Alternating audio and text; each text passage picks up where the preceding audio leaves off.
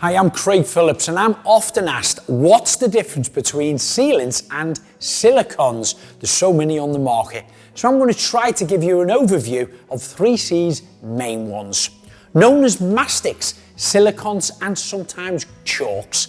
We'll stick to calling them sealants on here.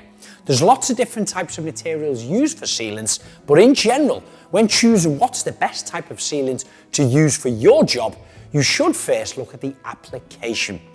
You can typically filter down the products by thinking about it this way. There's products that are more suited for internal or external use, so that's the first thing you should look at. Then products that contain fungicide for anti-mold situations in areas such as high humidity rooms, which should be the next consideration. There's only certain products that can be painted over, or some of them that can't. And there's specialised sealants that won't leach or stain on natural stone applications. Let's start with internal use. HM Silicone, high modulus sealants, 3C's HM and refill sanitary, as well as GP.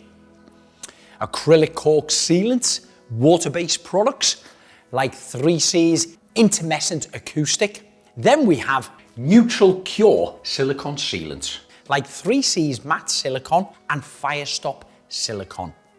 And finally, we have polymer and hybrid polymer sealants, including MS modified saline and MP modified polymer products, like 3C's polymer sealant and paintable putty, along with multi-use, which can be white or clear. Then we have the external products. LM Silicone, low modulus, sealants called 3C Low Mod. Neutral cure silicone sealants, like 3C's Matte Silicone, along with 3C's Firestop Silicone. Now, if you're looking for more inspiration or how-to videos, follow us on all social media handles. And of course, if you want to know more about the products, just check out their website.